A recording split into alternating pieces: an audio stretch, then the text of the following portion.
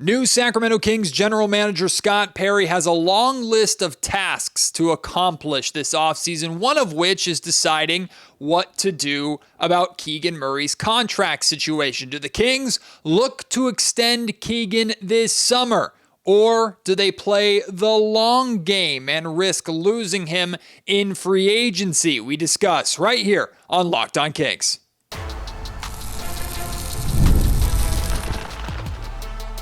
You are Locked On Kings, your daily Sacramento Kings podcast, part of the Locked On Podcast Network, your team every day. And now, ladies and gentlemen, it is that time for another episode of Locked On Kings. Hello and welcome into Locked On Kings, your podcast hub for Sacramento Kings coverage all offseason long. Today's episode is brought to you by Monarch Money. Take control of your finances with Monarch Money. Use code LOCKEDONNBA at monarchmoney.com for 50% off of your first year. My name is Matt George. I have the privilege of being your host here. I'm a Sacramento sports anchor and reporter for ABC 10 News, and I have been a humongous Keegan Murray fan since the Sacramento Kings moved up to the fourth pick in the draft a handful of years ago and selected Keegan Murray over Jaden Ivey. For those of you who have been listening to the podcast since that time, you know about how at this time that year, I was ranting and raving about Keegan, who I believed Keegan could be, his future and his fit with the Sacramento Kings. I was very happy when the Kings elected to draft him with that selection. And over the course of his first 3 seasons in the NBA, we've certainly seen highs from him breaking the three-point shooting record as a rookie to lows and frustrations like his three-point shooting for a good half of last season. Keegan, in many ways, is still trying to find his own way. He's developed tremendously as a rebounder, developed tremendously as a defender, is not where the Sacramento Kings want or were hoping he could be as a potential scoring option. All of these things that new Kings general manager Scott Perry has to take into account when evaluating, just like everybody else on this roster, Keegan's future with this team. But what sets Keegan apart from the majority of the rest of the roster is that the Kings have contractual control over Keegan. Because he is still on his rookie deal, they will have his rights to, if he were to go and test free agency, if the Sacramento Kings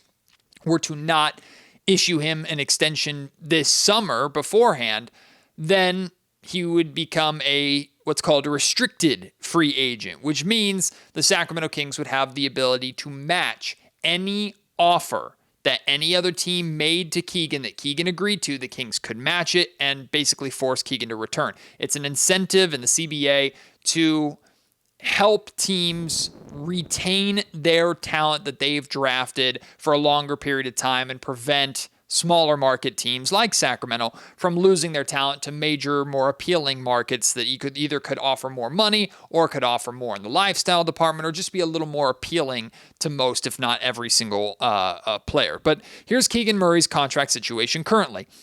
He has 1 year left on his rookie scale deal. He's going to be paid $11.1 million next season. Up until this point, Keegan has not made more than $10 million a year. That's pretty nuts considering his value and how he hasn't been a day one starter. He eased his way into the starting lineup his first season, which was of course the playoff season, but he quickly established himself as a starter here in Sacramento. So there's only 2 ways that this entire Keegan Murray contract saga plays out. You either extend him / sign him to a new deal, or you trade him away. You do not let the man walk. That's just not in the realm of possibility for Scott Perry. You just absolutely cannot do that. So you either extend him / sign him to a new deal, or you trade him. Now, you do not have to make that decision this summer. You can wait and make that decision later on. That's the long game. We're going to start by talking about the short game, talking about if Scott Perry would want to try and extend Keegan, get him under long-term control right away. That being one of the first moves that Perry makes as a general manager. But if we're looking at contract extensions and negotiations, now it's up to the Sacramento Kings to negotiate that contract and the contract's value and Keegan Murray's value between themselves and Keegan's people, right? And they can use other contracts around the league as kind of a ballpark estimate to help them set the market. But this is very different from playing the long game where they could quite literally have other teams set the market for them. And again, they have the opportunity to match. We'll talk about that a little bit later on. So let's look at just some contracts. I'm going through and I'm looking at a lot of forward / like tall wing contracts that we can use as kind of a ballpark understanding and idea of how much money Keegan Murray can make. Then I will share with you my range of like the contract that I think he is worth, and I'll share with you like the max deal that I would be willing to give Keegan Murray at this point in his career if I was Scott Perry. And again, this is coming from someone who's very high on Keegan Murray, still believes in Keegan Murray. Do I think he'll be the potential all-star that the Sacramento Kings hope that he could be when they drafted him? No, I don't think so. I don't think Keegan Murray is going to be an all-star player. But I do think, in addition to his rebounding still being really, really good, his defense being really, really good, I do think his offense can still improve and take another step forward to where he can be more of a featured scorer in the Sacramento Kings offense than he's really been to any point in his career so far.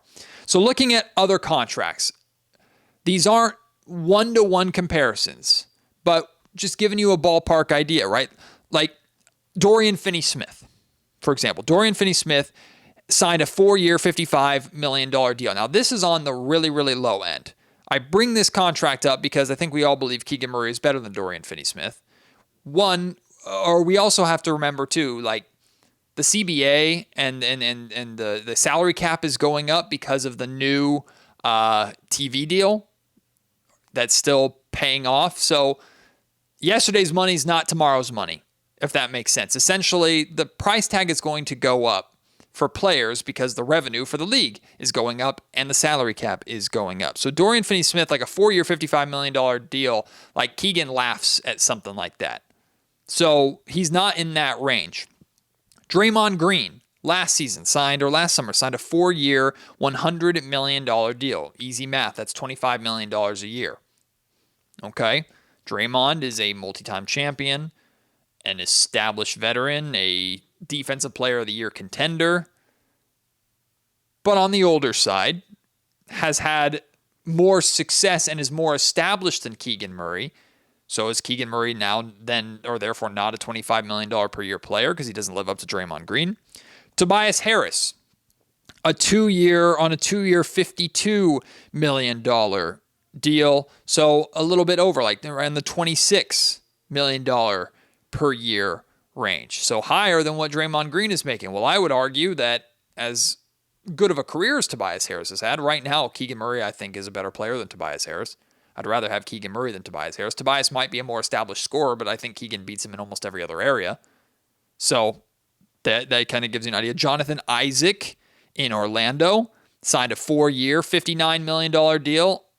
And Jonathan Isaac is a really, really good player, has dealt with injury issues, but 4 years, $59 million, that's not nearly enough for Keegan Murray, so it's going to be higher than that. Then 2 contracts that I think are really, really interesting to look at. These are both rookie extension contracts. Jaden McDaniels signed a 5-year, $131 million rookie extension. It's a big deal. Now, Jaden McDaniels on a winning team, on a successful team, an established, really, really good defender. Is Keegan Murray a better player than Jaden McDaniels? Is he a more winning player than Jaden McDaniels? I'll let you be the judge of that. But 5 years, $131 million. Then there's Michael Porter Jr.'s contract, which is a contract that I think right now the Denver Nuggets are actively regretting. It's a contract that they have to figure out what to do with this summer, whether they're going to try desperately to move it to kind of free up their financial situation because they are in a tough financial spot right now after being eliminated from the playoffs by OKC a couple nights ago. Michael Porter Jr., a 5-year, $179 million rookie extension. Keegan's not getting that kind of money. Now, I am of the belief that Keegan Murray can be for a winning team what Michael Porter Jr. was for the Denver Nuggets when they won a championship. I think Keegan Murray's a better defender. I think Keegan Murray's a better rebounder. Michael Porter Jr. is probably a better overall scorer, but Michael Porter Jr. are also a, let's put it this way, he has an injury history. He's not as reliable as we believe Keegan Murray to be. That being said, again, the Denver Nuggets are actively regretting this contract extension. So the Sacramento Kings should not be even, like, if Keegan's people bring up Michael Porter Jr.'s contract, the Sacramento Kings can not necessarily laugh it off, but go, yeah, we're already dealing with our own financial ramifications here with Sabonis and Zach LaVine. Like, that's not in the ballpark. So what is, in my opinion, if the Sacramento Kings were to issue Keegan Murray an extension this summer, what is my range for what I'd be comfortable? If I were Scott Perry, what would I offer? Just looking at the market. This is a number that I've come up with. I think a range of a 5-year contract extension from $120 million total to $130 million total. That's a range of between $24 to $26 million a year. I feel pretty comfortable and confident in those numbers and that being what Keegan Murray's range will be. Keegan Murray is not a $30 million per year player. He's not. Offensively, he hasn't gotten there. Now, if he were a worse defender, a worse rebounder, but averaged 18 plus points per game, yeah, maybe he could start to demand that $30 million because this is a scoring league. But that's not him. He hasn't been that. And I hope Keegan and his camp will also be realistic to who they are as a player. So I think the $24 to $26 million a year range over a 5-year deal, I think is very reasonable for Keegan Murray. Again, the salary cap is going up, so the contracts are going to get a little bit richer. That a $24 to $26 million per year contract with the salary cap going up is the equivalent to, like, a year ago, a $23 to $25 million or $22 to $24 million range. That's just inflation, right? So I think that's a good range. The max that I would be willing to offer, that I would kind of hold to before it starts getting uncomfortable or I start feeling like I might regret this, is a 5-year, $140 million deal, which is $28 million a year.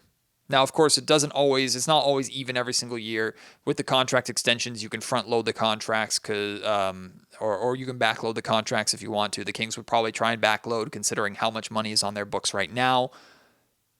But we're talking $28 million a year for Keegan Murray is about the max, the cap of what I'm comfortable with. So if you were trying to secure Keegan, well, first and foremost, you tell me, would you try and get this done now, this summer, get it out of the way, secure Keegan going forward, especially if you believe Keegan's part of your future, which I don't know why the Sacramento Kings and Scott Perry wouldn't feel that way. Or do you wait and play the long game? We'll talk about what the long game looks like here in the next segment. If you do want to get this extension done, what's your range? How much money would you be comfortable paying Keegan Murray per year? Hit me up on Twitter at MattGeorgeSack. Email me, mattgeorgesports@gmail.com. Leave your thoughts in the YouTube comment section down below. Like I said at the top of the show, today's episode of Locked On Kings is brought to you by Monarch Money. Ever check your bank account and wonder, where the heck did all my money go? Between dining out, online shopping, and entertainment, it's easy to lose track. That's where Monarch Money comes in. It's your personal CFO giving you full visibility and control over your finances. Monarch Money isn't just a budgeting app. It's a complete financial command center. You can track all of your accounts, investments, and spending in one place so you stop just managing your money and start actually building wealth. You'll get some surprise insights on specifically where your money is going, right? If you are someone who frequents an establishment, a coffee shop, wherever you go, like, it'll track how much money per week, per month, per year you're spending at these places, so you know areas that you can cut down, areas that you can't cut down. Maybe if you feel like you're spending a lot at one place, Monarch Money can give you peace of mind that, hey, you're not spending as much there as you think you are. There's all-in-one convenience, so you don't have to juggle a bunch of different apps and spreadsheets or anything like that. Monarch Money has it all in one place for you to track your spending and plan long-term goals. And collaboration is easy. Managing money with your partner is smoother than ever. You can track shared and personal accounts, set goals, and stay on the same page without any of the stress. Take control of your finances with Monarch Money. Use code LOCKEDONNBA at monarchmoney.com for 50% off of your first year. That's monarchmoney.com, code LOCKEDONNBA for half off of your first year. So what if the Sacramento Kings decide to play the long game with Keegan Murray? They don't get a contract extension done this summer. They say, you know what? We are going to see what you do next season, Keegan, before we make a decision on your future and specifically how much we are willing to pay you. There's pros and cons. There's risks and rewards to this. Let's talk about some of the risks first. There's, of course, the risk of another team setting the price, right? Right now, it's only you and Keegan negotiating. Nobody else is involved. If the Kings try to negotiate a contract extension right now, it's just between the Kings and Keegan's camp. That's it. If you wait till free agency next summer, with him being a restricted free agent, now everybody else is involved. And if Keegan can't get out of you what he wants, but maybe another team will swoop in and offer it, then you're forced into a tough decision of, do I let him go, which should never be an option for the Sacramento Kings. The Kings cannot afford to let a player of Keegan's caliber and especially position go for nothing. Or am I forced to match the price that is being set for me? Funny enough, that's what the Sacramento Kings did to the Chicago Bulls with Zach LaVine. The Kings initially made an offer to Zach LaVine when he was a restricted free agent that the Bulls were forced to match to bring him back. So you lose a little bit of your control. There's also the risk of a good season from Keegan raising his price. Let's say he suddenly has an explosive offensive season. Let's say he gets back to shooting over 40% from three-point range. Let's say all of a sudden he makes this offensive jump to 17, 18 points per game. Hey, suddenly now he might be a $30 million per year player, or a team out there might be willing to offer $30 million for Keegan. Remember, Keegan is a hot commodity in the NBA. I'm not just talking about him personally as a player. I'm talking about his archetype. 3 and D forwards who are versatile defenders, can play and defend multiple positions, can space the floor and knock down the three at a high clip, plus rebound the basketball. Those players are coveted around the league. The Oklahoma City Thunder roster is jam-packed with players like that. Why do you think they're so successful? Right? Keegan Murray is a hot commodity. He will have great value around the league. Do you want to allow another team to dictate that value, especially if Keegan makes a big jump in his 4th season? Now, there's also, on the flip side of that, there's the potential reward of if Keegan Murray has a bad season, then his price could go down a little bit and could be less than what you would offer this summer. However, I would argue that that's not a good reward, because if Keegan Murray's having a bad season, the Sacramento Kings are probably a bad team. And they might be a bad team anyway, but they'll be significantly worse. If the Kings go through what I believe next season to be a struggle, where they're probably mid and competing for a play-in spot again, and Keegan Murray has another down year, it's not going to be a whole lot to be excited about or hopeful about or optimistic about again for this Kings team. Keegan Murray is one of the main reasons to watch if you're a Sacramento Kings fan next season, at least right now, before we know how the rest of this offseason will play out. I'm wondering if this is the better or more appealing route, though, the long game, if that's the more appealing route for Scott Perry, because he is very much in a evaluation period. This is one of his first, the first major decision that he has to make involves like DeMar DeRozan, and if you're able to trade him and what kind of value you can get for him. Of course, he has decisions to make on how aggressively he tries to shop Sabonis and LaVine, if at all.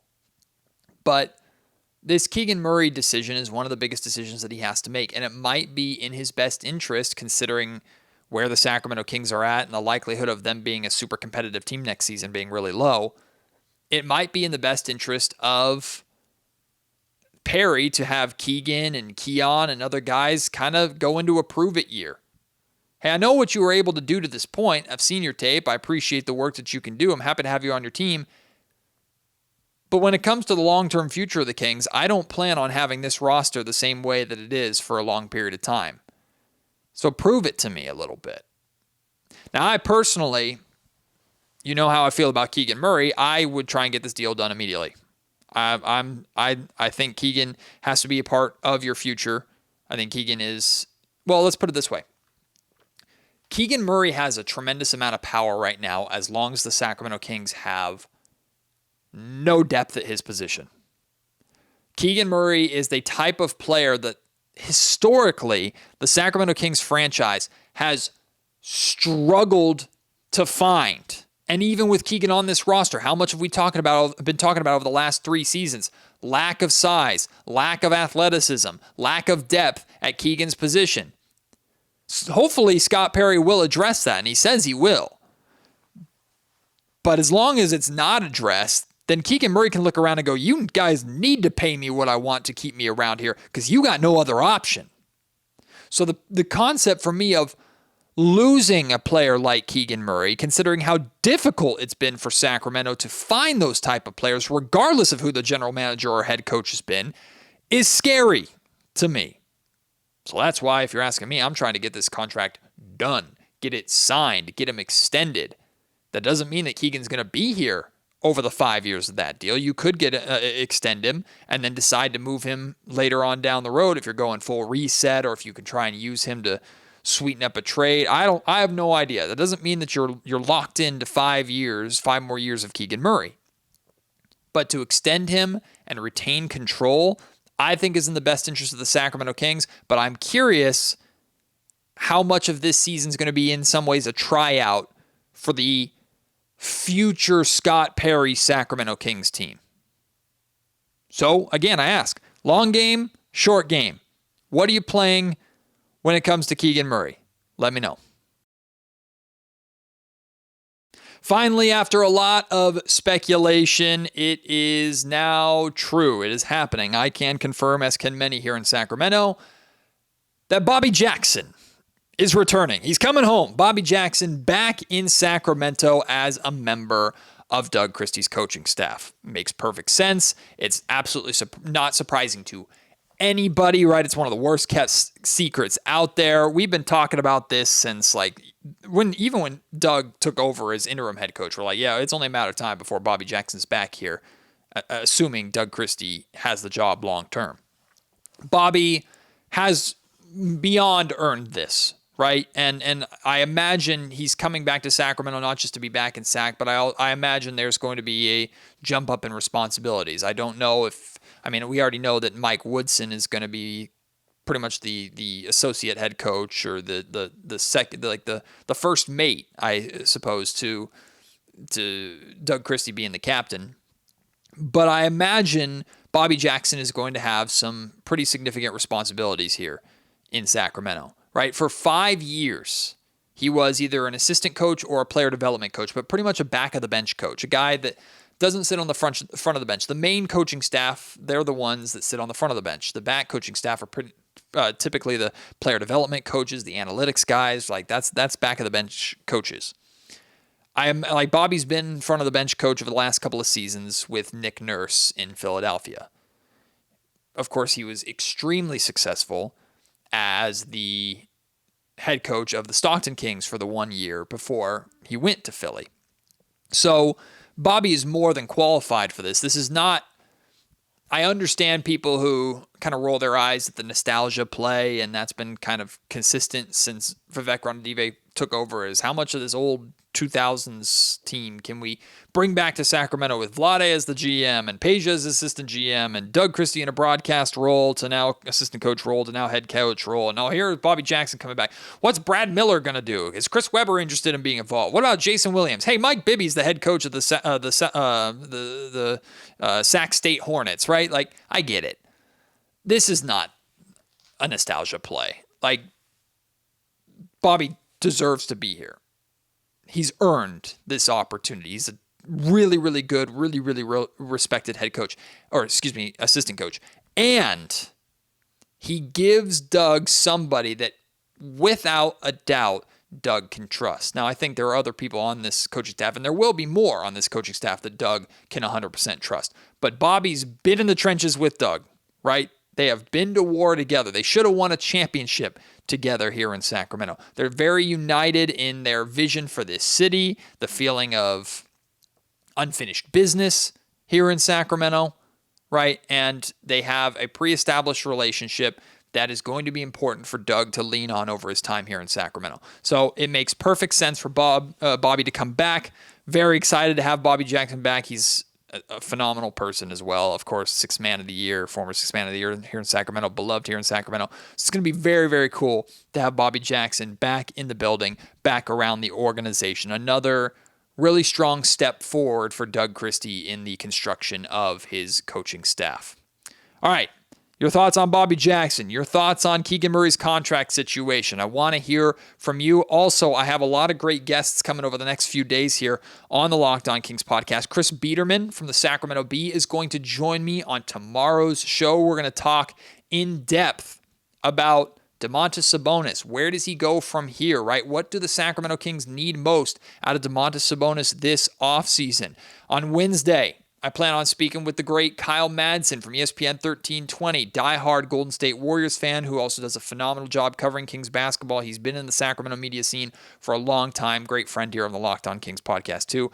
Kyle and I are going to discuss the possibility of Jonathan Kuminga and how much the Sacramento Kings should be paying attention to Kuminga. Plus, we'll also sneak in the Golden State Warriors' potential interest in Jonas Valanciunas, considering how badly they need a center. And then from Sacktown Sports 1140, their midday show host, Alan Stiles, is going to join me later this week.